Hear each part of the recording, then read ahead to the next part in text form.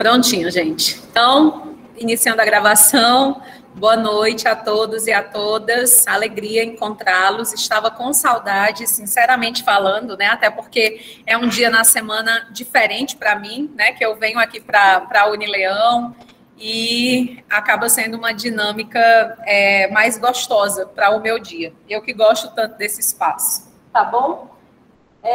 Gente, nós havíamos combinado, né, nas nossas aulas anteriores, eu vou logo ligar aqui minha bateria, porque eu acabei de ver que o notebook está descarregando, então só um minutinho, tá bom? A gente havia combinado nas aulas das semanas anteriores que nós não faríamos avaliação parcial, nós não faremos, nós vamos avançar pelas próximas semanas apenas com conteúdo, né, aulas mais conteudistas. E aí a gente vai observar, tá bom, pessoal? Porque nós tivemos aí uma série de feriados, né? Passamos alguns dias sem nos encontrarmos. Se vocês analisarem, se a gente perceber que esses feriados podem trazer prejuízo para a continuidade do nosso cronograma de disciplina, para o cumprimento daquilo que está lá, aí a gente deixa umas gravações, umas aulas extras gravadas. Se a gente perceber que a gente está conseguindo cumprir direitinho, aí eu não vejo necessidade disso.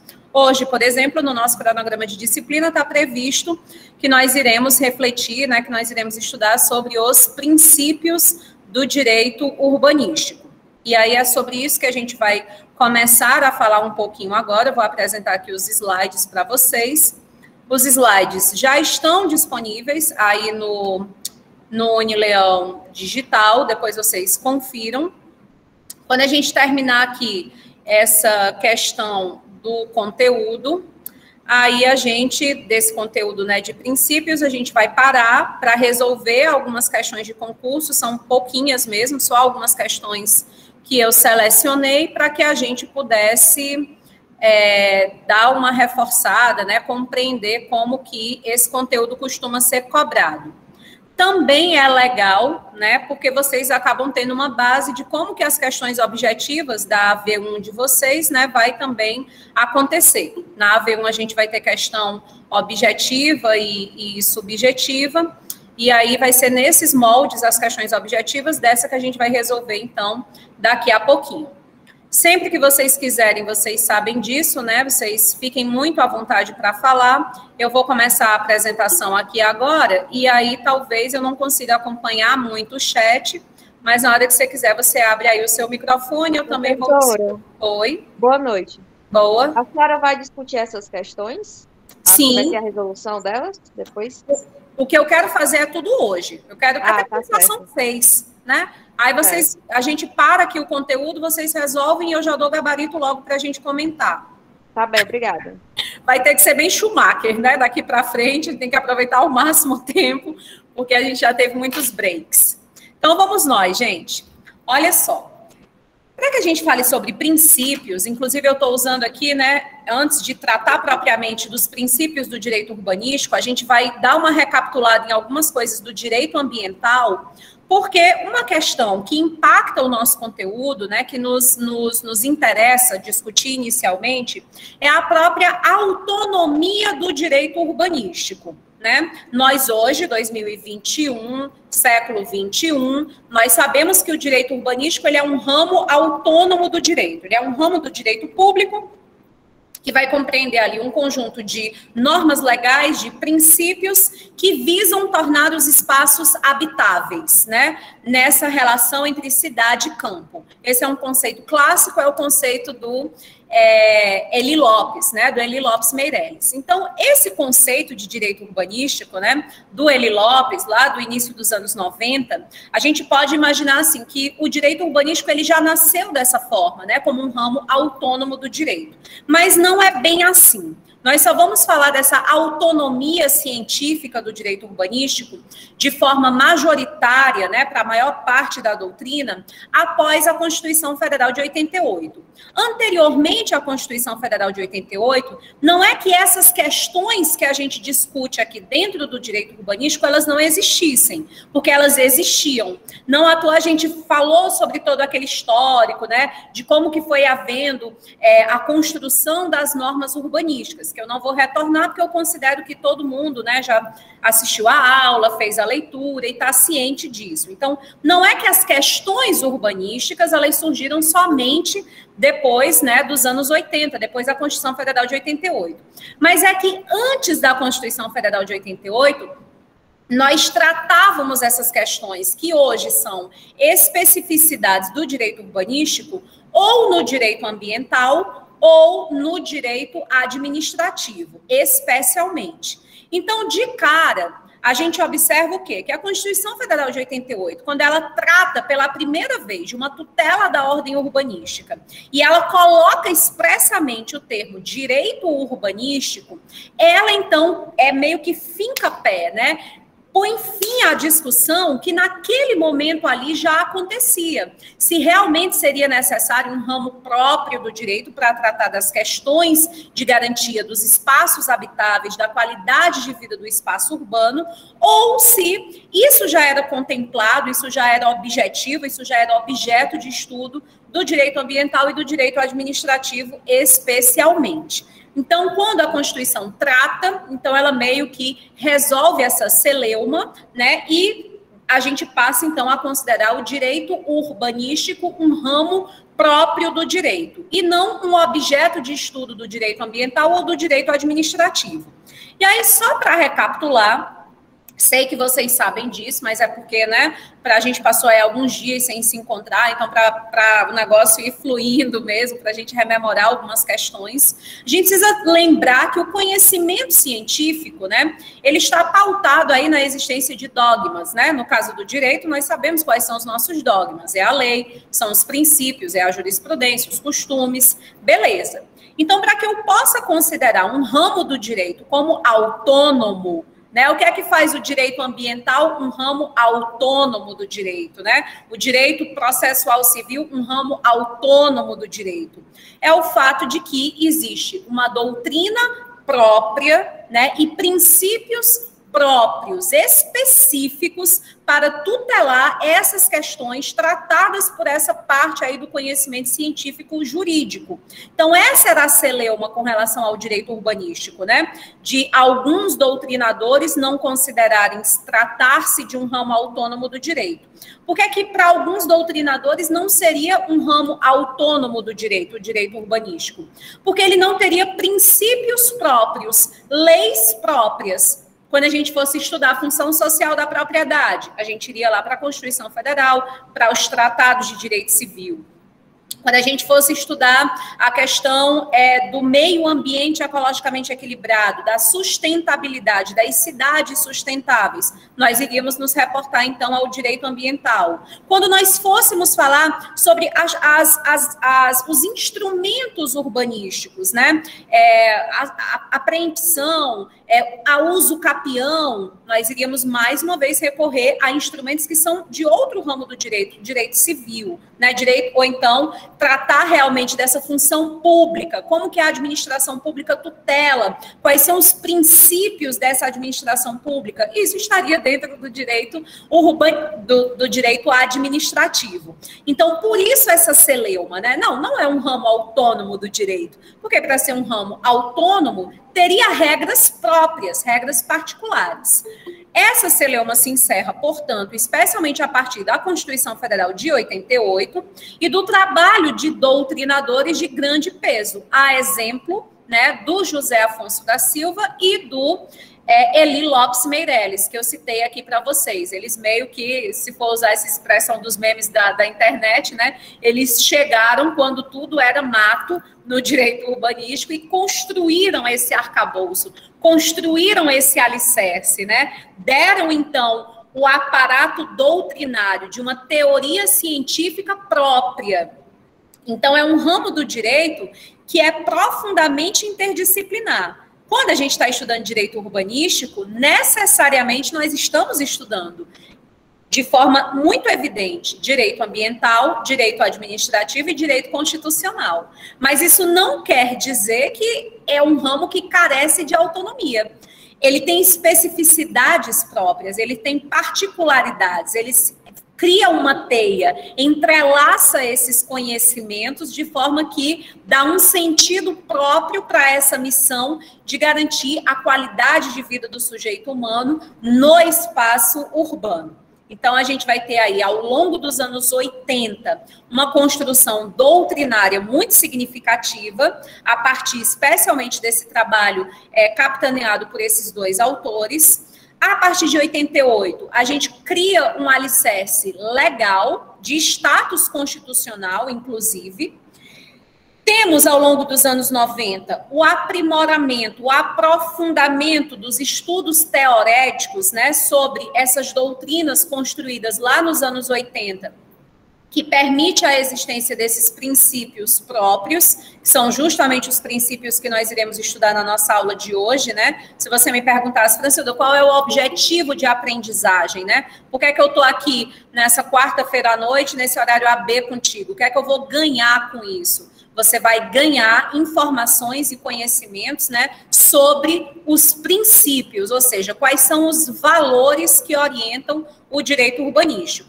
E aí, de 2001 para frente, a gente tem um aparato infraconstitucional de extrema importância, que é o Estatuto da Cidade, o Estatuto das Metrópoles, que vai, então, consolidar o aparato legal para que a gente demonstre de forma ainda mais evidente a autonomia desse ramo do direito. Beleza, gente? Estou dizendo isso porque, se por acaso você precisar discorrer, explicar, justificar para alguém, né? Mas está estudando direito urbanístico? Como assim? Mas isso não é a mesma coisa lá do direito ambiental e tal, e você conseguir ter aparato, né, argumentativo para justificar, então, a autonomia desse ramo do direito. Beleza? Muito bem. Vindo para nosso conteúdo propriamente dito de hoje, né, que é o de princípios, vale a pena a gente recapitular algumas questões aqui que são bem próximas da questão dos princípios do direito ambiental, né? O direito urbanístico vai meio que vivenciar a mesma situação. Assim como os princípios do direito ambiental, os princípios do direito urbanístico, eles não têm uma unicidade doutrinária. O que foi que eu fiz aqui para vocês, né? O que aconteceu aqui nos nossos slides e no material de leitura que está recomendado para vocês lá no cronograma de disciplina? A gente pegou os princípios mais destacados pela doutrina, né? A gente pegou os princípios que mais compõem, digamos assim, o aparato doutrinário majoritário. Mas isso não significa dizer que são os únicos princípios ou que tem a mesma nomenclatura, né? A gente vai ver, por exemplo, que o princípio da participação, por alguns autores, é chamado de princípio democrático e, por outros autores, princípio da gestão democrática. A função social da propriedade, função socioambiental da propriedade. Então, assim, vão existir aqueles detalhezinhos de nomenclatura, né? E justamente por ser um ramo extremamente novo do direito, né? Se a gente pensar de 88 para cá, né, gente, tem pouco mais de 30 anos, 32 anos. Então, o que a gente tem aí é o que até o momento a doutrina já conseguiu produzir do ponto de vista de princípio. Certamente esse leque deve ser ampliado na medida em que esse ramo do direito vai se tornando cada vez mais proeminente, né, para o ganho social e para o conhecimento científico. Beleza. E aí, essa citação do Bonavide, só para a gente lembrar da importância dos princípios, né? Porque são o fundamento, são a alma, né? Representam aí o espírito dessa norma. É através dos princípios que a gente vai ter condição de interpretar, por exemplo, o Estatuto da Cidade, o Estatuto das Metrópoles, né? Como que a lei que trata do parcelamento do solo urbano, a lei que trata de saneamento básico, à luz de quê, né? Qual é a chave de interpretação para que eu consiga dar sentido? Já que, assim como o direito ambiental, o direito urbanístico também ele é composto por normas esparsas. Nós não temos um código de direito urbanístico, né? A vantagem da existência de um código penal, código civil, código de processo, é porque nós já temos ali uma unicidade, um todo coerente, uma organização que facilita o sentido da interpretação daquele sistema. No caso de ramos do direito que não estão codificados, a gente, às vezes, pode ter aí uma dificuldade a mais na atividade hermenêutica, na atividade interpretativa, porque a gente está lidando ao mesmo tempo com uma norma dos anos de 2001 e uma de 2021, e aí esse período de 2 décadas que as afasta, né, às vezes pode gerar aparentes contradições, né, antinomias, dificuldade para transformar todo esse conjunto de normas esparsas em um todo único que tem sentido. Então, os princípios irão nos ajudar muitíssimo com isso, né? Como diz aí o Celso Bandeira de Mello, são os mandamentos nucleares de um sistema. Os verdadeiros alicerces, né, disposições fundamentais que se irradiam, de onde se irradiam as diferentes normas, dando-lhes o espírito, servindo de critério para a sua compreensão, para a sua inteligência, exatamente por definir a lógica e a racionalidade do sistema normativo, no que lhe confere a tônica e lhe dá sentido harmônico. É o conhecimento dos princípios onde reside a intelecção das diferentes partes componentes do todo unitário que tem ali no sistema jurídico positivo, né? O Bandeira de Mello aqui sintetizando tudo isso que eu tentei dizer para vocês anteriormente. Vou até dizer como é que eu gosto de cobrar da nossa AV1, né? Algo nesse sentido. Eu costumo colocar um caso concreto, né? Alguma coisa aí atual que eu saio cascaviando na internet. E aí peço que você faça uma interpretação daquela questão ali, daquele instrumento urbanístico, daquela norma municipal, né, que o município, sei lá, XY criou para resolver um problema urbano. E eu pergunto, né, se é adequada ou não, e peço que você fundamente. E aí a tua fundamentação, ela vai ter por base justamente os princípios do direito urbanístico. Porque, em tese, a gente não precisa ter uma lei, né, uma norma legal específica para resolver cada situação. Se a gente compreende esse espírito, se a gente compreende o conjunto de valores, se eu sei o que é uma cidade sustentável, se eu compreendo qual é o princípio da sustentabilidade no direito urbanístico, eu consigo avaliar na prática se esse instrumento que está sendo proposto pela prefeitura do município tal é ou não é sustentável. Por mais que o prefeito, a Câmara dos Vereadores esteja ali afirmando que é sustentável, não necessariamente o será, se não cumprir a essência desse princípio, a essência desse valor. Então, na AV1, vocês já saibam disso, né? Vai ter lá alguma situação de cunho concreto, em que vocês vão avaliar e justificar se é ou não, né, um instrumento urbanístico adequado à luz dos princípios. Beleza. Algumas funções, né, que os princípios irão cumprir, não somente no direito urbanístico, mas em todo e qualquer outro ramo do direito, é uma função fundamentadora, que é isso que a gente acabou de colocar, né? Os princípios, eles criam o alicerce, os princípios, eles criam o fundamento, né, a base, a partir da qual a gente vai interpretar a legislação, a jurisprudência voltada para aquele ramo do direito. Eles têm uma função interpretativa, ou seja, eles vão permitir que a gente visualize esse conjunto esparso de normas como um todo coeso, né, vai lhes conferir qual é o sentido. Tem uma função supletiva, porque sempre que eu estiver diante de uma lacuna, sempre que eu estiver diante de uma antinomia, eu posso recorrer a um princípio para resolver essa questão e, portanto, tem essa função normativa, né? Na verdade, no contexto do pós-positivismo, inclusive, seria uma norma acima, né, em grau de importância da própria lei, né? Pela flexibilidade que permite, né, a sua aplicação. Então, isso aqui é só realmente uma introdução, nada de novo, né? Nada de, enfim, só para que a gente compreenda a importância disso que a gente começa a estudar agora. Algum comentário, gente, vocês queiram fazer, ou eu posso seguir aqui com o bonde?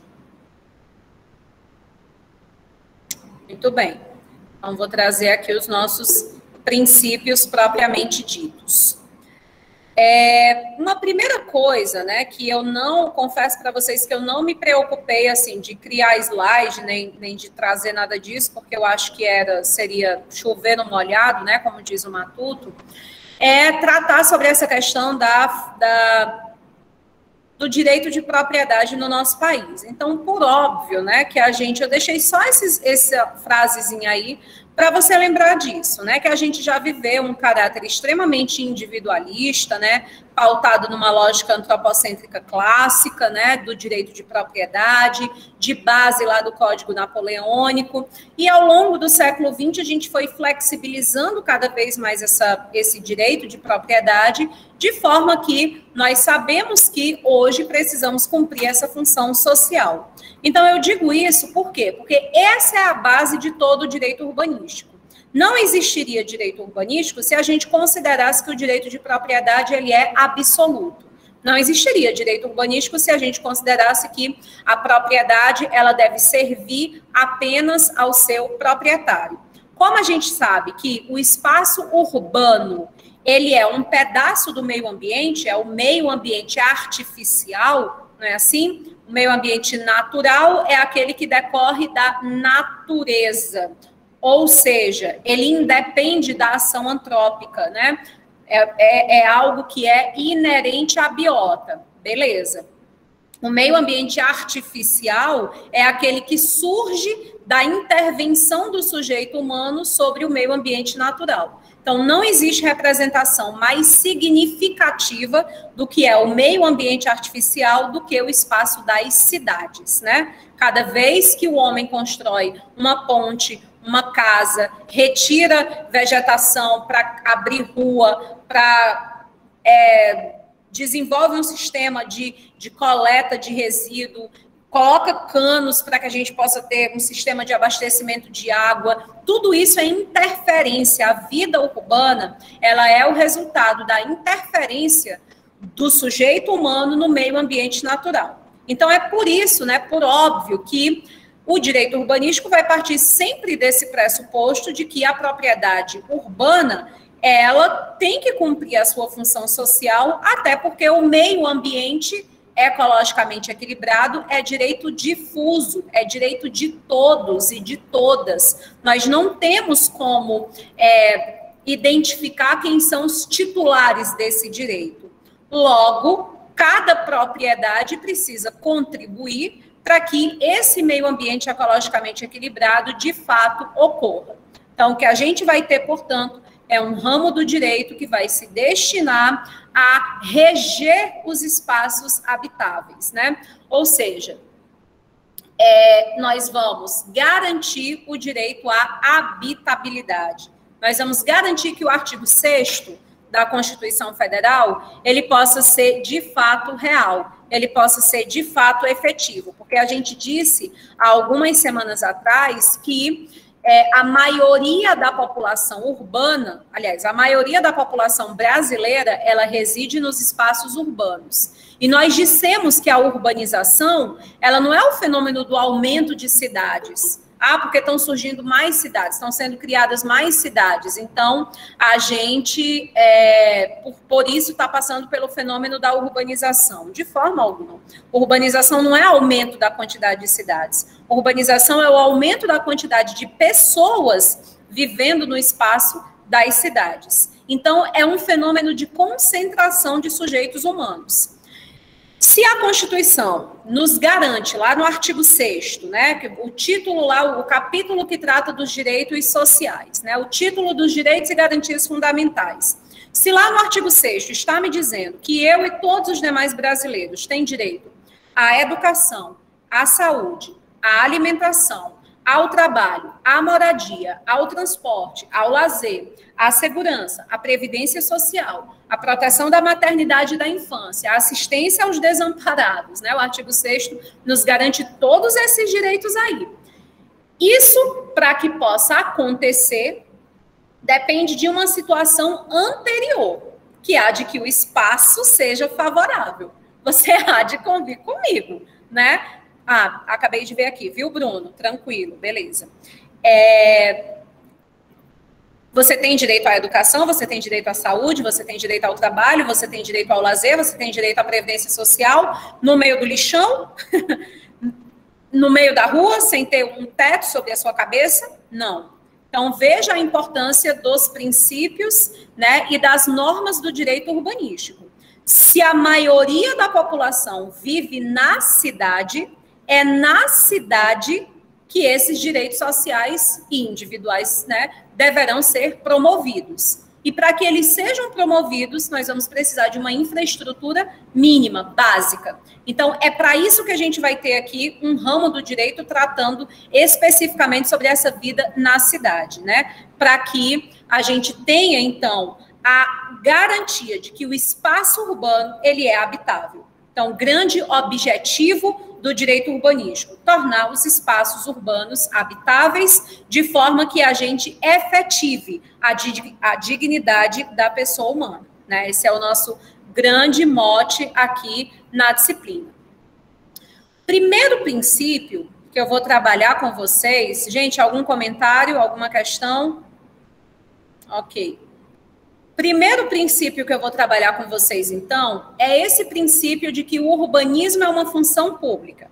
Para quem fica assim, gente do céu, de onde é que ela tirou esses princípios aí? São os princípios da doutrina do José Afonso da Silva, né? Como ele é meio que o pai da nossa disciplina, né? Como ele lançou essas bases, muitos dos outros princípios, né, que vêm surgindo, que vêm sendo trabalhados aí no âmbito da academia, das teses de doutorado em direito, etc., eles são interpretações dos princípios que o Zé já tinha criado ou desdobramentos deles. Então, eu vou trabalhar aqui nessa aula, especialmente com os princípios, né, que vocês encontram na doutrina do José Afonso da Silva, o curso de Direito Urbanístico Brasileiro, né, que é um clássico da nossa disciplina, mas nada impede que você estude pelo Frederico Amado, né, pela a Daniela de Sarno, enfim, comentadores mais recentes que trazem esses mesmos princípios e outros desdobramentos que ainda não são tão cobrados, né, principalmente quando se trata de questões de prova e etc. Muito bem. Alguém ia falar? Tá me ouvindo? Tá bem baixinho. Não sei se é só comigo. Melhorou? Ah, agora sim.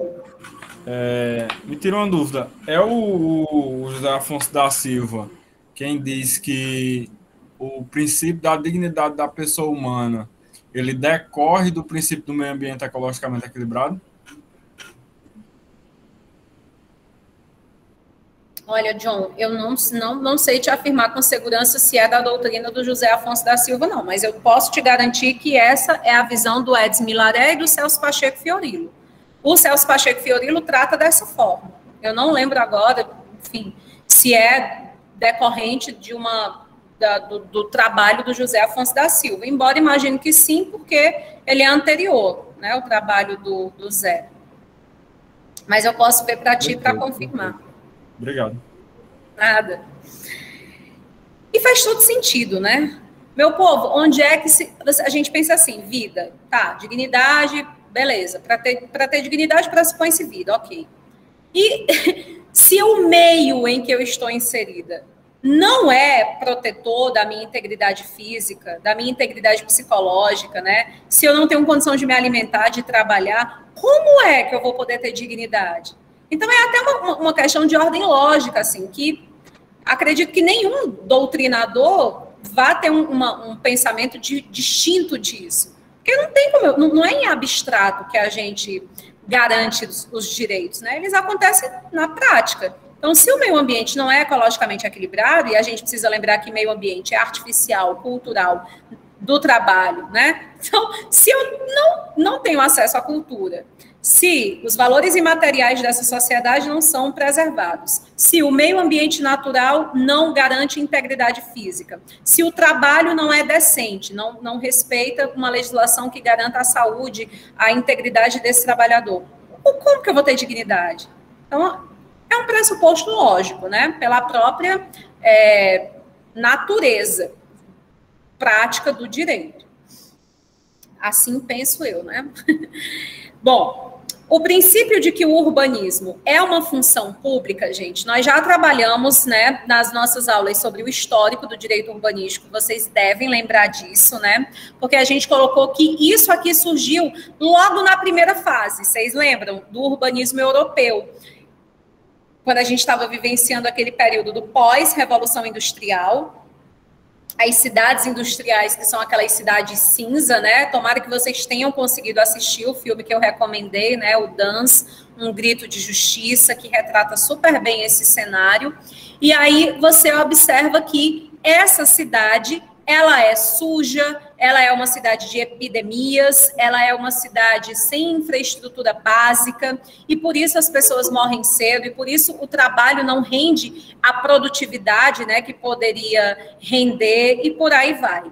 Então, é já nessa primeira fase lá na Europa que, a partir do movimento trabalhista operário, especialmente, né, dessa luta por direitos mínimos, básicos, que a gente vai pensar nas primeiras regras sanitárias, né? Era preciso existir um regramento mínimo, básico, né, para que a vida nesse ambiente pudesse ser minimamente aceitável.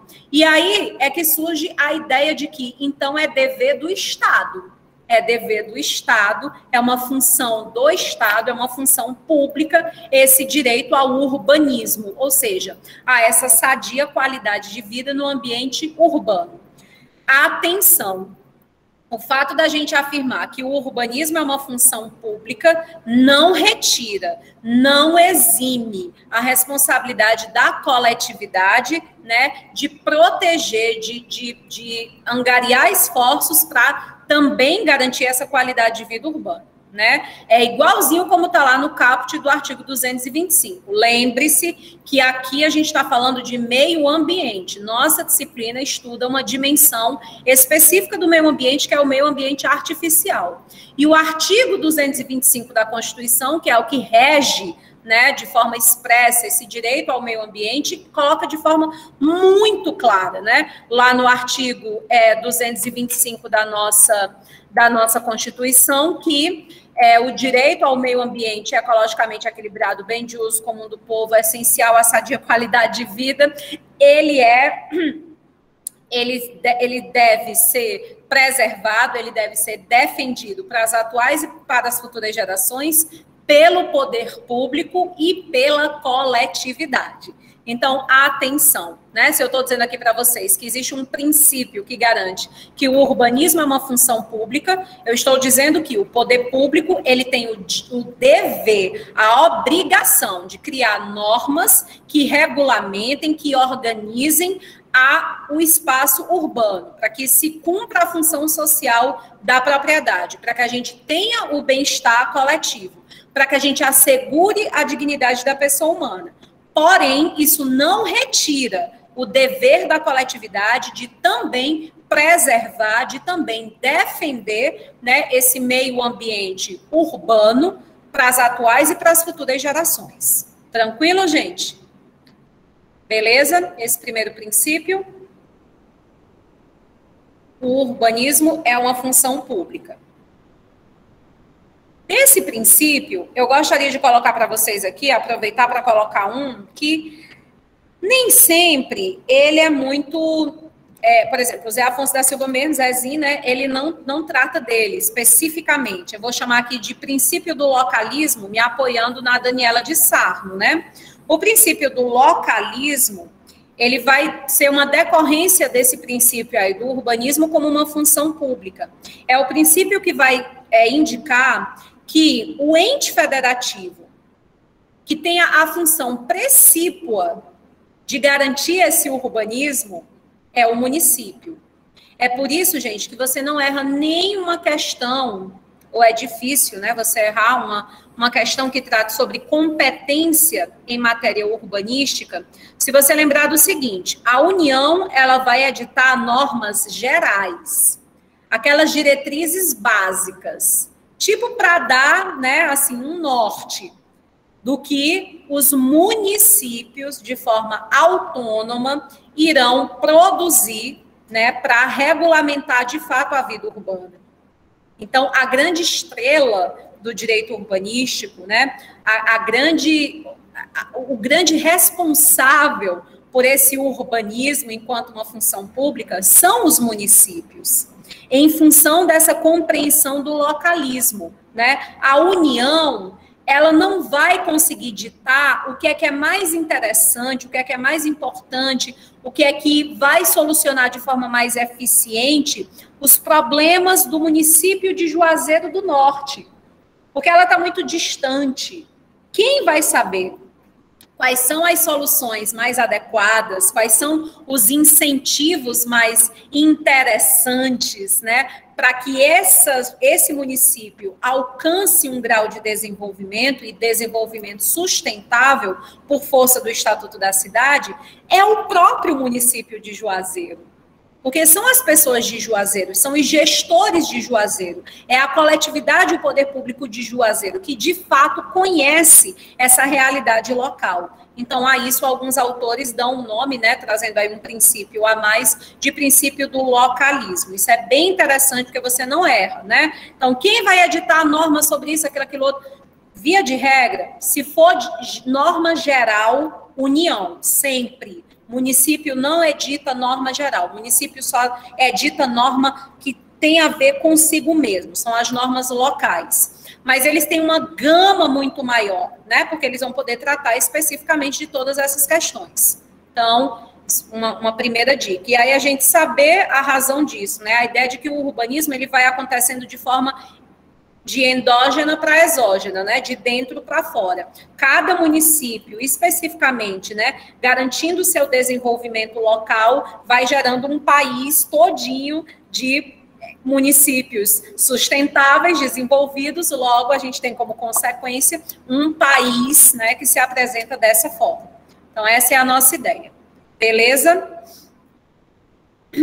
Como seria bom, né, meu povo? Como seria bacana se a gente pudesse partilhar tudo isso, né, em âmbitos públicos, né, com os nossos gestores públicos, especialmente, não somente com os gestores falando de poder executivo, mas especialmente do legislativo, sabe?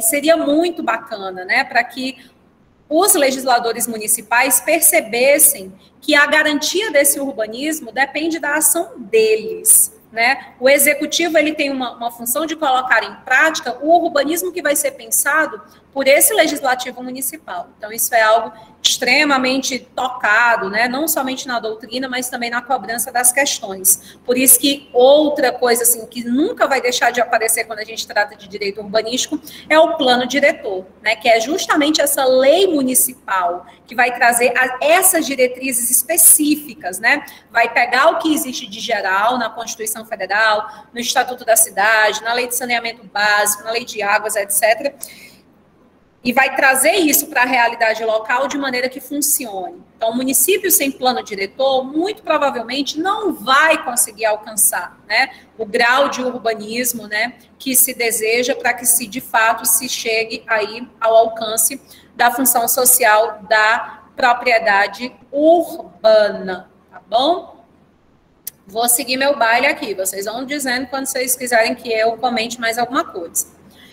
Segundo princípio que eu trago para vocês é o princípio da afetação das mais-valias ao custo da urbanificação.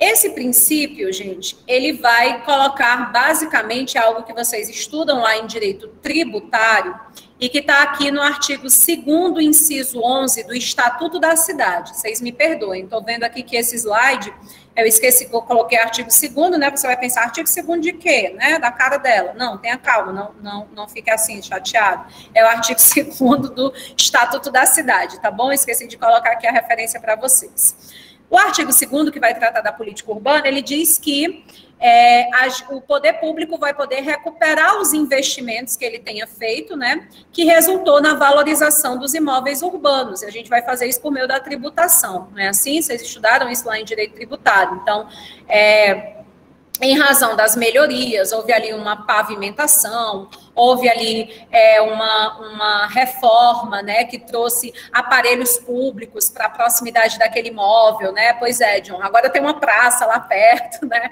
Agora tem, enfim, algo que atrai, que garantiu melhoria. E aí, por isso, aqueles imóveis, eles foram valorizados, né? O imóvel estava avaliado em 90 mil, mas depois dessas benfeitorias, né, digamos assim, desses investimentos que foram feitos pelo poder público, agora ele está valendo mais de 140 mil reais, né, teve um ganho aí expressivo, e por isso o poder público poderá, né, ser, digamos assim, restituído desse investimento, né, recuperar esse investimento através da tributação, e a gente vai chamar isso de, a base disso, né, a justificativa para isso, é o princípio da afetação das mais-valias ao custo da urbanificação. Você vê que não é da urbanização. Exatamente, Manuel. Contribuição de melhoria. Exatamente. Né, trazendo aí para o direito tributário, é a nomenclatura adequada para a gente tratar da questão. Você vê que não é melhoria aos custos da urbanização, mas é da urbanificação, porque aquele espaço ele já era urbanizado, ele já era urbano. O que a gente trouxe foi uma melhoria para essa qualidade de vida, aplicando conhecimento técnico-científico, né? Provavelmente essa reforma envolveu ações que passam pela engenharia, pela medicina, pela arquitetura, enfim. E aí, por isso, a afetação das mais-valias ao custo da urbanificação, né? Recapitulando um pouquinho a diferença de urbanização e urbanificação que a gente já viu. Muito bem. Princípio da justa distribuição dos benefícios e ônus derivados da atuação urbanística. É uma ideia que está super ligado, né, a essa questão de igualdade, né, de que todos que moram no ambiente urbano, já que o meio ambiente ele é de todos, né, todos irão partilhar os ganhos, os aspectos positivos, os benefícios, mas também todos irão partilhar dos ônus, daquilo que não é tão legal. Então, por exemplo, eu tenho uma ação urbana, né, de reforma urbana, reformando a praça, a areninha, né, enfim, ou o sistema de esgotamento de tal bairro e tal. Aquilo ali vai gerar possivelmente um prejuízo, né? Não somente para as pessoas que estão ali no bairro, né? Que vão ter uma dificuldade de se deslocar, rua fechada, colocou cone, etc., mas também para outras pessoas que moram em outros bairros e tal, e que circulam por aquele ambiente. Em compensação, no final desse trabalho, todos irão ganhar, ou deveriam ganhar. E aí a gente precisa pensar isso, né? Todas as ações de reforma urbana, não somente de reforma, né? Toda atividade urbanística, ela deveria levar em consideração isso. Todos ganham, todos perdem, né? Não é uma ação que beneficia só uma casta, só um bairro, só uma rua, só um conjunto de pessoas, né? Mas é algo que beneficia ali a todos que compõem esse espaço urbano. Você pensar que, por exemplo, é realizada uma reforma urbana aqui em um bairro, e aí todo o entulho, todo o lixo, tudo que é resultado negativo da obra é lançado lá no bairro que é afastado, que é mais pobre, ou às vezes até na própria periferia. Então, isso fere o princípio da justa distribuição do ônus e do bônus, porque tem alguém que está só ganhando, tem alguém que está só sendo prejudicado, tá certo? Então, a gente precisa ter uma justa distribuição de tudo isso. Princípio da conformação da propriedade urbana e rural, né? A propriedade rural, obviamente, também tem que cumprir com a sua função social, só que quem vai ditar essa função social da propriedade rural não é o Estatuto da Cidade, né? O Estatuto da Terra, mas a gente vai ter a necessidade de que tanto a propriedade urbana quanto a rural, né, elas compõem ali o ambiente do município, então elas precisam estar conformadas a essa visão básica de duas missões que a própria Constituição deixou claro para todos nós, né, de que a gente tem que garantir o meio ambiente ecologicamente equilibrado, o desenvolvimento sustentável e a dignidade da pessoa humana, ok? Princípio da remissão ao plano ou proeminência do plano e planejamento. Eu coloquei aqui as duas versões, as duas nomenclaturas que vocês podem encontrar quando vocês forem estudar aí na doutrina. Independentemente de você encontrar como princípio da remissão ao plano ou proeminência do plano e planejamento, saiba que esse plano que a gente está falando aqui é o plano diretor. O que é o princípio da remissão ao plano? Fazer remissão, ou seja, fazer referência. Toda atividade urbana realizada pelo poder público, toda atividade urbana também realizada pela coletividade, né, pelos sujeitos que compõem aquele espaço, tem que estar em consonância com o plano diretor do município. E esse plano diretor, ele tem que compor um planejamento, né? Aquelas ações, aqueles instrumentos, aqueles princípios, aquelas diretrizes que estão ali previstas no plano diretor, elas devem fazer parte de um planejamento, né? Vão ter ações de médio, curto, longo prazo, metas que a gente pretende alcançar, problemas que a gente considera que vão ser resolvidos a curto prazo, a médio prazo. Então, todas as ações, elas têm que demonstrar esse comprometimento com o plano diretor. Igual a vida da gente, né? Vou voltar para o velho exemplo que eu gosto de usar quando eu ministrava a disciplina de TCC, né? Quem não sabe para onde ir, né? Alice no País das Maravilhas. Qualquer lugar serve, onde chegar, né? Você não toma as rédeas da sua própria vida, né? É a máxima dos coaches, né? Quem não é dono da sua agenda vai servir a agenda aí de outras pessoas. Então, a gente precisa ter um planejamento. O que é que você quer? Quais são as metas? E o que é que você está fazendo para atingir essa meta, né? Esse é o plano diretor do município. O que é que esse município quer ser? Quais são os objetivos? Quais são as diretrizes que se vai seguir? Então, por isso, cada ação que for realizada pelo poder público municipal tem que fazer remissão a esse plano. A coletividade tem que fazer remissão, tem que estar dentro dessa ideia, desse planejamento. Senão acontece o que vem acontecendo no nosso país, desde que ele é país, né? Desde de sempre. A gente tem ações que não parecem não se unirem, né? Elas muitas vezes são discordantes, elas não têm continuidade, aquela velha questão da falta de continuidade de políticas públicas, né? Dos interesses particulares se sobressaindo aos interesses públicos. Então, se a gente cumprisse esse princípio, não seria dessa forma. Princípio da coesão dinâmica, isso aqui vai ter muito a ver, esse princípio da coesão dinâmica, com a questão do direito de ir e vir, do direito de locomoção, ou seja, a cidade ela tem que ser um todo, né, coeso, ele é coeso, ou seja, ela está toda interligada, não é difícil sair de um bairro para o outro, né, não é difícil se deslocar no espaço dessa cidade, o transporte público é eficiente, né, a segurança das pessoas é eficiente, as pessoas se deslocam com facilidade. E essa coesão deve ser dinâmica, ou seja, estão sempre surgindo novos espaços, um novo bairro, uma nova rua, ou deixando de existir, né, sendo ali unificadas. Então, isso tem que acontecer, essa dinâmica, já que a gente já viu em aulas anteriores que a cidade é um organismo vivo e dinâmico, tem que ser sempre favorável à coesão, né? Eu acho engraçado que às vezes a gente tem, principalmente em capitais, né? Mas isso já vem chegando também para nós aqui no interior. A venda de um conjunto, né? De um loteamento, de apartamentos, que olha, é super seguro, né?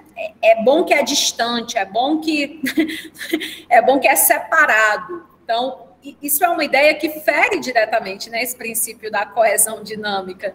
É um espaço novo, é um novo condomínio que está chegando à cidade, pois tem que garantir essa integração, né? E não a ideia de que vai estar separado, porque a cidade tem que ser esse todo coeso e dinâmico.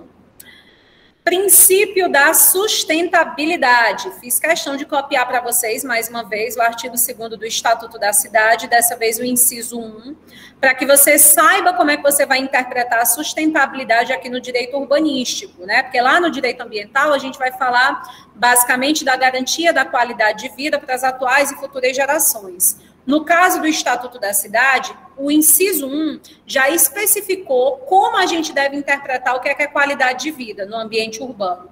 Então, uma cidade sustentável é aquela onde existe o direito à terra urbana, à moradia, ao saneamento, à infraestrutura, transporte e serviço, trabalho e lazer, para as presentes e futuras gerações. Então, vocês veem que às vezes tem questões de concurso cobrando, né, para você assinalar a alternativa correta sobre cidade sustentável, e se você der uma lida com calma em todas as alternativas, você percebe que todas estão corretas, né? São falsos descritores. Porque tudo que eles colocam ali são questões de sustentabilidade. O meio ambiente ecologicamente equilibrado, a multidimensionalidade, etc, etc. Mas quando ele pede para você assinalar a alternativa correta, né, sobre cidade sustentável, de acordo com o Estatuto da Cidade, aí você vai ter que... A única resposta correta vai ser essa que traz esses direitos aqui. Então, o que é uma cidade sustentável? É uma cidade onde se garante o direito à terra urbana, à moradia, saneamento, infraestrutura, transporte, serviços, trabalho e lazer, para as presentes e futuras gerações. Agora, essa coisa das presentes e futuras gerações não pode faltar nunca, porque é o espírito da sustentabilidade, né? A solidariedade inter e intrageracional, ou diacrônica, né? Enfim, como alguns autores tratam, tá bom? Síncrona e diacrônica. Beleza, gente? Muito bem. Princípio da solidariedade urbana. Que princípio é esse? Tem tudo a ver também com o princípio do desenvolvimento sustentável, né? Com essa ideia de solidariedade inter e intrageracional. É a ideia de que, do jeito que no campo, né, no ambiente rural, muitas vezes, historicamente, foi um ambiente muito marcado pela solidariedade, né, o espaço da troca.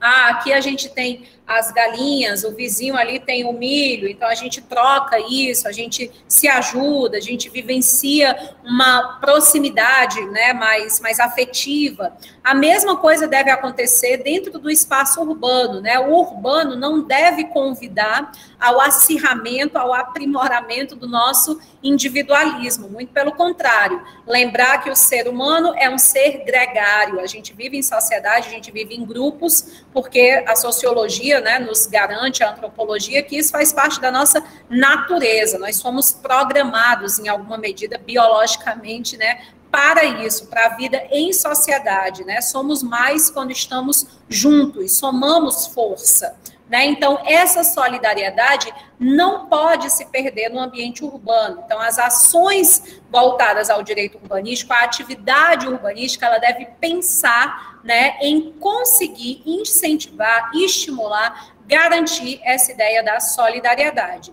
E como tudo deve ser interpretado à luz da sustentabilidade no direito brasileiro, por força do artigo 225, por força da agenda ambiental, né, que a gente cumpre no âmbito da administração pública, etc. Então, a gente sabe que essa solidariedade é com as presentes e com as futuras gerações.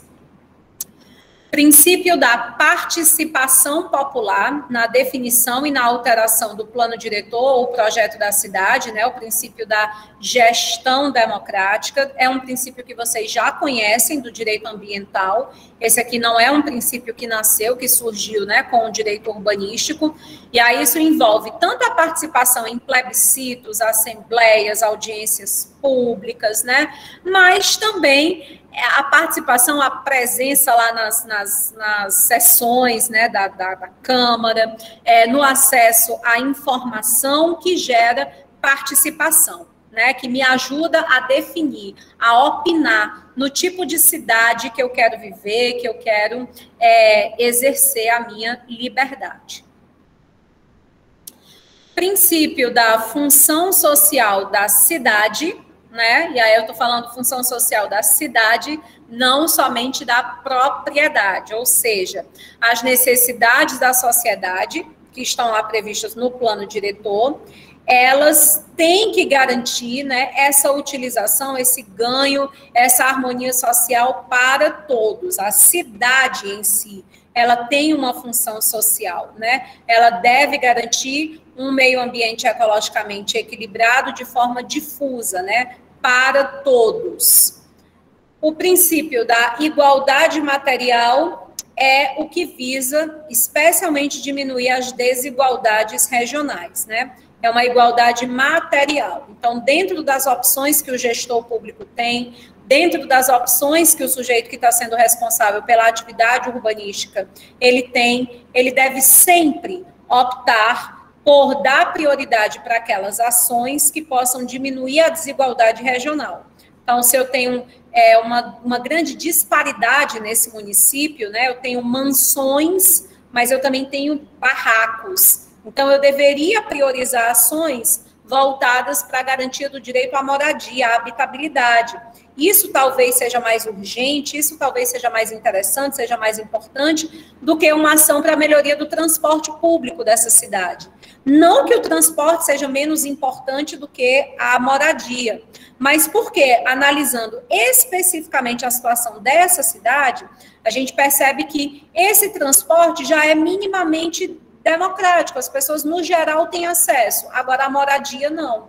Então, eu vou dar prioridade a isso em nome do princípio da igualdade material. Isso contribui para a diminuição das desigualdades.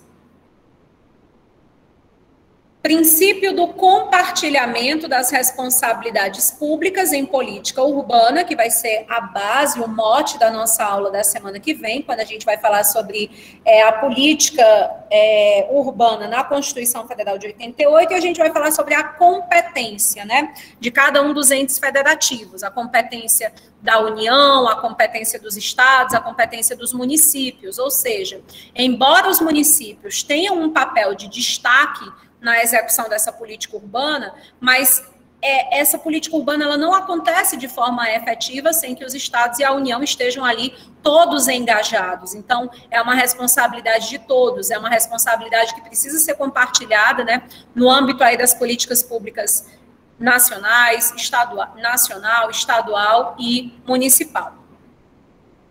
E o princípio da essencialidade da moradia adequada, que alguns autores chamam de habitabilidade, ou seja, é essencial, não vai existir ganho, não vai existir qualidade de vida urbana sem que a gente tenha o básico. Qual é o básico? É moradia, né? E para ressaltar que não é qualquer moradia, que seria aquela moradia adequada, aquela que de fato garante o básico para que o sujeito tenha a sua dignidade respeitada, alguns autores gostam de falar, então, no termo habitabilidade.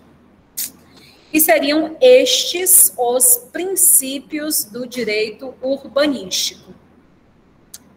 E aí, gente, deu para entender cada um deles? Acredito que sim, né? Porque é algo que vocês já, né? Não é muito diferente do que a gente estuda em direito ambiental, vocês não acham? Né? Perfeitamente, professora. Eu ia dizer exatamente isso. Parece que mudou o nome, assim, a sensação que eu tenho é que é uma tentativa, né, da gente pegar essa base que já está lá no direito ambiental e a gente só ajustar para essa realidade do meio ambiente artificial, né? Tirar do caráter genérico, que atingiria todas as dimensões, e a gente pensar especificamente nessa dimensão do meio ambiente artificial. Mas não é nada que você diga assim, nossa, nunca na história desse país eu tinha pensado sobre isso, eu tinha visto isso.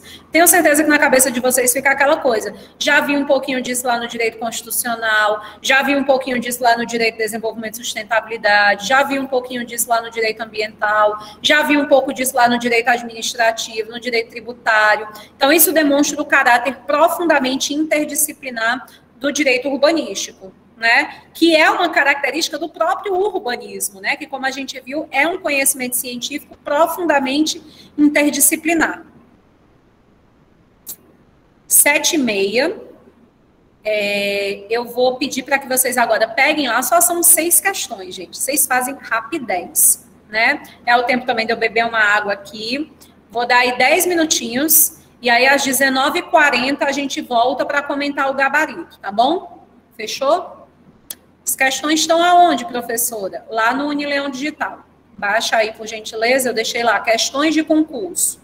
Tá bom? Ok. 7h40, a gente se vê de novo.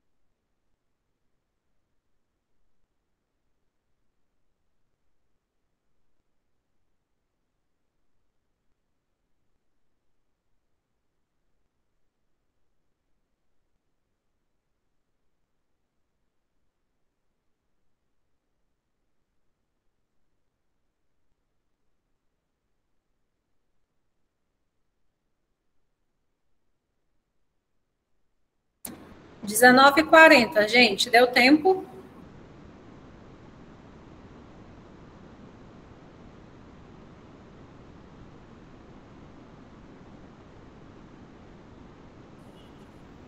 Quase.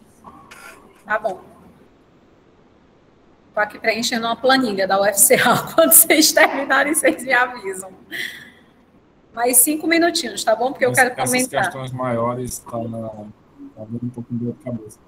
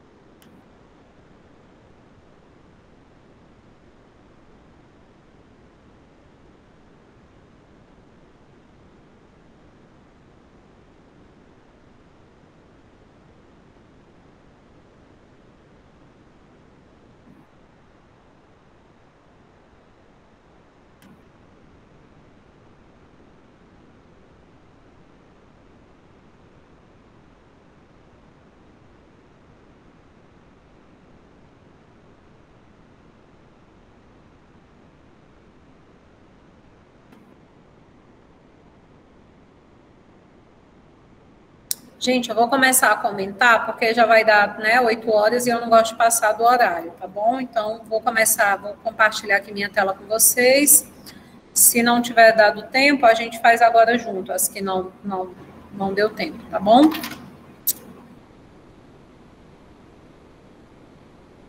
Só compartilhar aqui.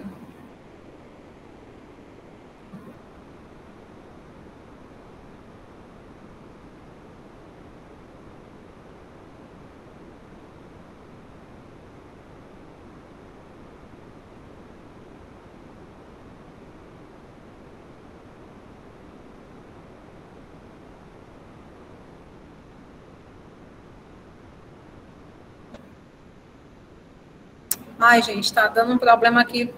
Vocês estão me ouvindo e vendo?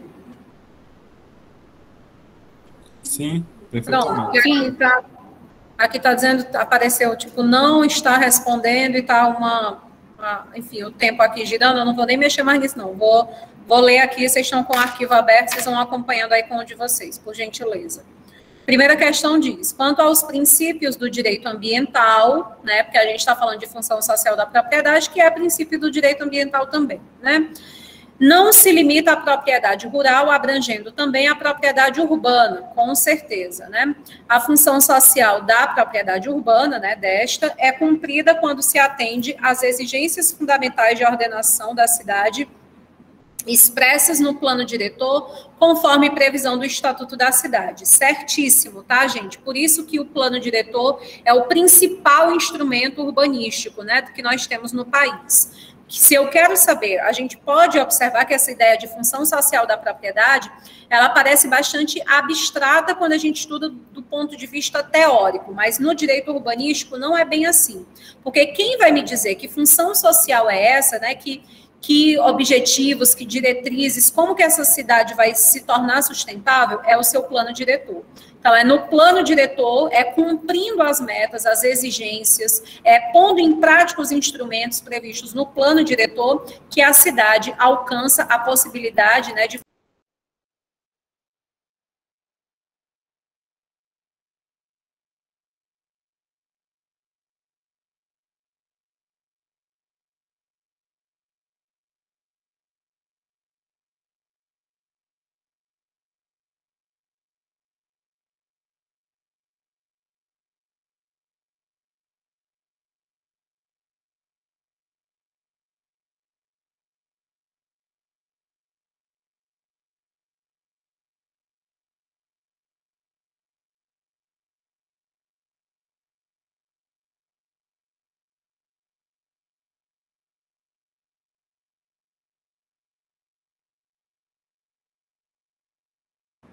Vocês ouviram até onde, gente? Porque eu fiquei conversando aqui, acho que eu respondi já 10 questões.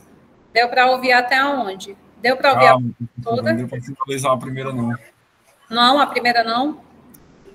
Chegou só no certo da primeira e pronto. Ah, desculpa, gente, eu não sei o que aconteceu aqui, fechou tudo, mas enfim. Então, voltamos. Deixa eu ver se agora eu consigo apresentar, né? Porque, enfim, já que estamos aqui, vamos aproveitando. Acho que agora vai dar certo. Pronto, vocês estão vendo agora. Muito bem, gente. Essa primeira questão diz que a função social da propriedade não se limita à propriedade rural, abrange também a urbana.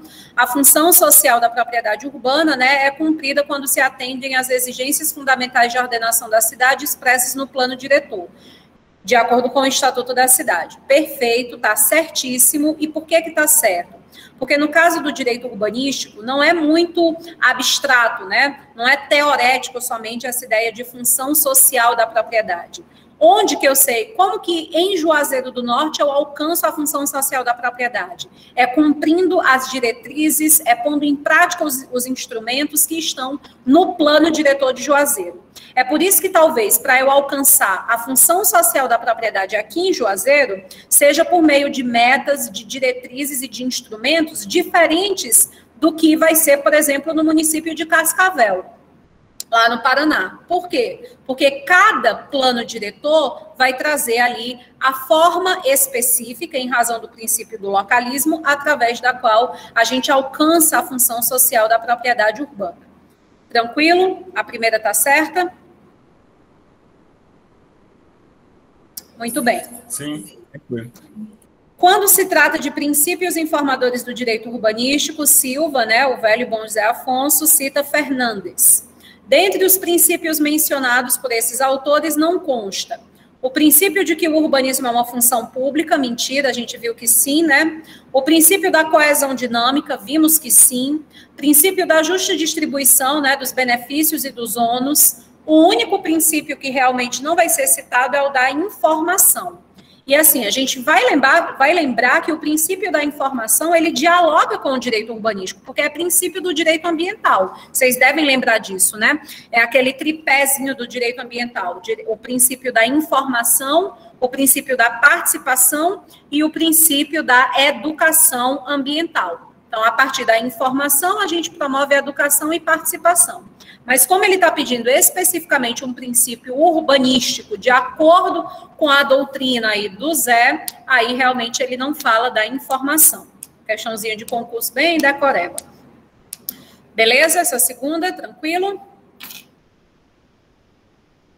O que nos permite, né, mais uma vez, que a gente saia daquele mito, daquela ideia de que não preciso estudar direito urbanístico, porque com o que eu sei de direito ambiental me serve, né? Não, aí quem só conhece, né, iria dizer todos estão corretos.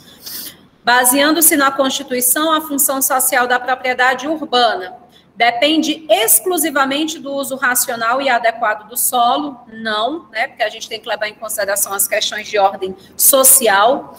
Depende do cumprimento das normas federais de direito do trabalho. Depende do cumprimento do plano diretor, deve ser apurada por meio de índices previstos em lei. Então, mais uma vez, reforçar isso, né? A função social da propriedade urbana, ela é cumprida quando se cumpre o que está previsto no plano diretor. Né, normas federais, elas vão tratar da política urbana geral, né, vão trazer aí as normas gerais. Para a gente alcançar a função da propriedade urbana no âmbito dos municípios, é através dos seus planos diretores. Não existem índices previstos em lei, justamente porque cada cidade vai pensar essas questões. Então, a gente vê aí a letra C, né, como sendo a correta. Alguma questão? Ok. Com base nas regras e princípios relativos ao uso da propriedade em prol do bem coletivo, assinalar a alternativa correta. A propriedade urbana cumpre sua função social quando atende às exigências fundamentais de ordenação listadas no plano diretor, cuja implantação é obrigatória para cidades com mais de 20 mil habitantes. Correto, a gente vai ver isso em detalhes. Essa é a obrigatoriedade que está trazida pela Constituição Federal de 88. A Constituição Federal, ela obriga que exista plano diretor em toda cidade com mais de 20 mil habitantes. O Estatuto da Cidade vai prever outras obrigações. Também vai ser obrigatório ter plano diretor, município que está inserido em região metropolitana, município que tem uma atividade turística paisagística, município que corre risco de passar por acidentes ambientais. Então, ela elenca outras circunstâncias, mas a Constituição Federal vai trazer realmente essa obrigatoriedade aí para os que têm mais de 20 mil habitantes. Ah, professor, e quem não tem mais de 20 mil habitantes? Vai ficar sem cumprir a função social da propriedade? Porque se não tem mais de 20 mil habitantes, se não atende nenhuma dessas outras exigências que está lá no Estatuto da Cidade, não é obrigado a ter plano diretor. É verdade, não é obrigado a ter plano diretor, mas é obrigado a ter legislação municipal básica que indique, né, por meio de que instrumentos, de que diretrizes que se vai alcançar a função social da propriedade. Claro que a ausência de plano diretor prejudica demais, né? Torna inviável esse cumprimento. Por isso que seria recomendável que todos os municípios tivessem, né? Independentemente dessa obrigatoriedade trazida pela Constituição ou pelo Estatuto da Cidade. B. A proteção ao meio ambiente refere-se não só ao seu aspecto natural, mas também o cultural e artificial, incluindo nesse último o meio ambiente do trabalho. Mentira, né? O meio ambiente do trabalho, ele não faz parte do meio ambiente artificial do ponto de vista teórico, porque na prática é lógico que faz. Mas na teoria, a gente está falando de dimensões, né? São todas as dimensões, cultural, artificial, natural e do trabalho, né? Separadamente. Desapropriado o solo urbano devido ao descumprimento de imposição de edificação compulsória, poderá o poder público alienar o terreno a terceiros mediante licitação, cujo edital deve estipular a edificação a ser erigida, se diversa daquela exigida do proprietário original. A gente ainda vai estudar isso aqui, se conseguirmos cumprir o cronograma de disciplina, vai ser daqui a 3 semanas, né, quando a gente falar sobre a desapropriação do solo urbano. E a gente vai ver que a desapropriação, ela não pode acontecer pelo simples descumprimento da imposição de edificação compulsória, né? A gente ainda vai ter a possibilidade do IPTU progressivo no tempo, enfim, outros instrumentos que devem acontecer. A desapropriação é a última medida que pode ser tomada pelo poder público. É aí que está o erro.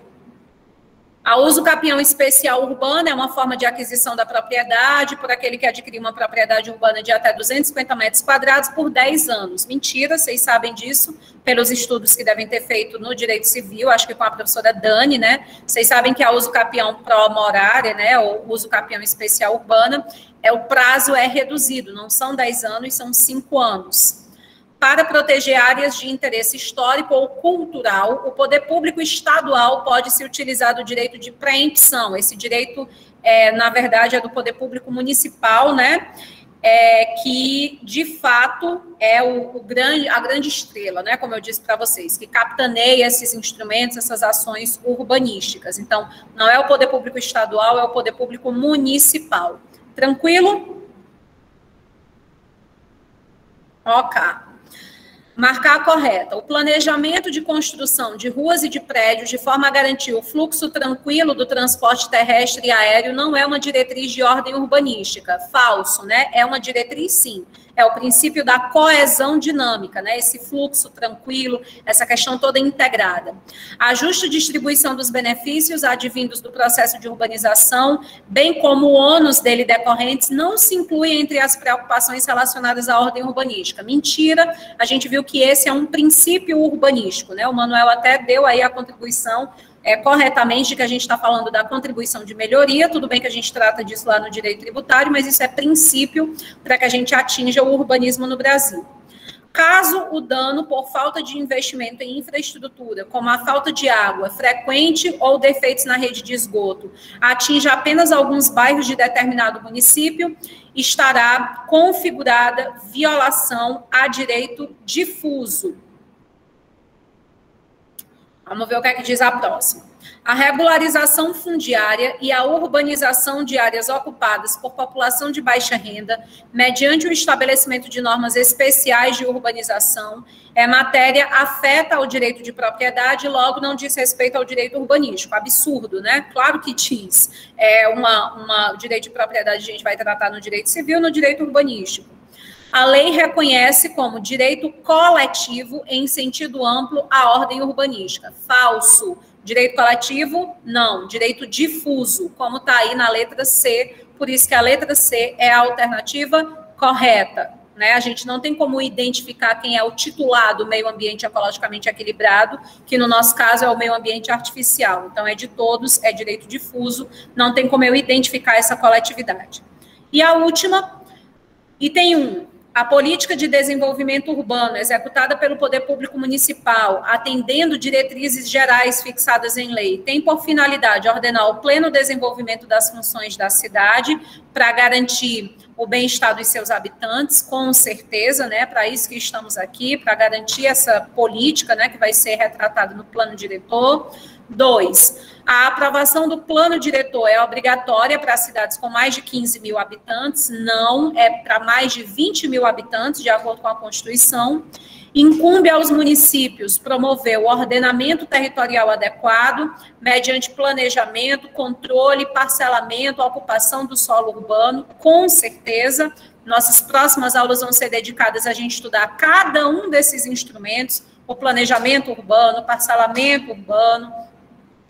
Então, 1 e 3 estão corretos. 4, é dever da União estabelecer diretrizes para o desenvolvimento urbano, inclusive habitação, saneamento básico, transporte, cabendo ao município suplementar a legislação federal e estadual no que lhe for pertinente. Exatamente, né? A União trata das diretrizes gerais e o município vai suplementar, vai trazer isso especificamente, né, para a sua ação, especialmente por meio do plano diretor. Então, 1, 3 e 4 estão corretos. A alternativa verdadeira.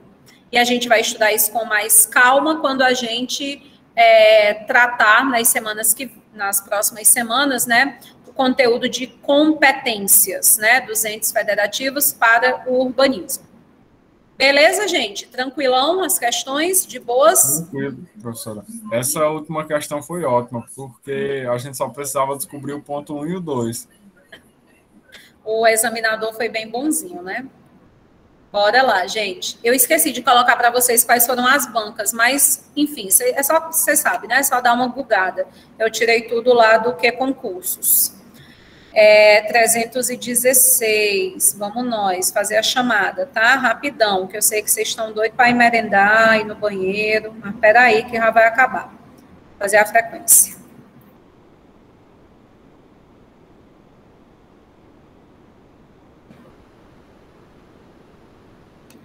Adriana. Ok. Deixa eu fechar essas outras coisas para facilitar. Alesca e Ana Karine. Alesca e Ana Karine. Ana Roberta e Antônio Lucivan. Antônio Lucivan aqui. Ana Roberta, ok. Antônio Lucivan, ok. Bárbara e Brenda. Presente, Bárbara presente. Brenda também, ok. Bruno e Caio. Ok. Davi e Eduardo. Eduardo, ok. Cadê tu, Davi? Tá aí? Davi não está. Eduardo e Emanuele. Ok. Francisca, Aline e Gislene. Presente, professora. Ok. Gustavo e Ítalo. Presente. Gustavo. Ok. Ítalo. João Vitor e Joelma. Presente, professor. Ok. John, que eu sei que está aí, e Lirinélia. Ei, professora, por Presente. que a senhora está chamando de dupla, hein? Vai mais rápido. Ah, muito bem. Doida para ir no banheiro. Lohane e Luana. Luana, presente, professora. Lohane, tá aí? Não. Lucas e Manuel. Manuel tá aí, Lucas não, né? Beleza. Márcia e Maria Dianara. Ok. Maria Paloma e Maria Vitória. Maria Paloma e Maria Vitória? Não. Maria Vitória Leite. Também não. Marlon e Meire. Marlon não conseguiu entrar, né? Que ele avisou. Tá bom. Meire, ok. Mônata e Milene. Ok. Niuta e Noélia. Niuta, você tá por aí? Não, só Noélia, né?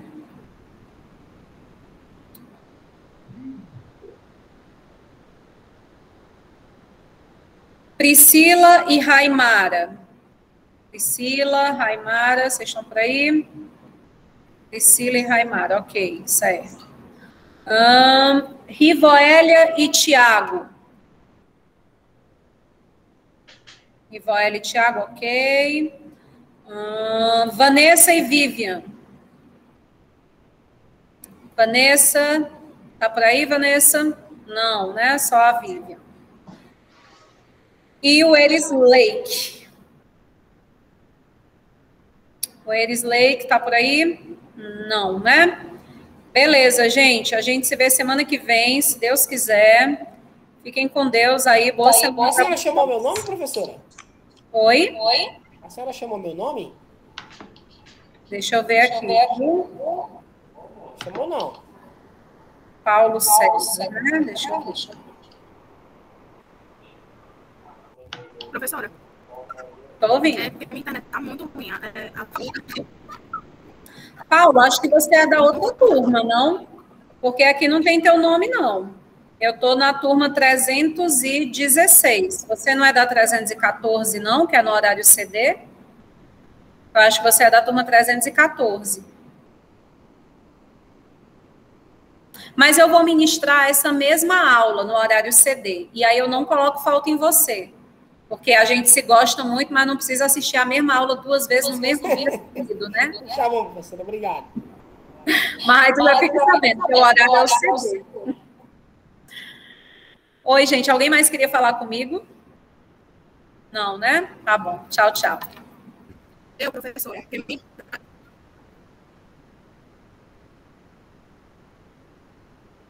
Oi, Milena, pode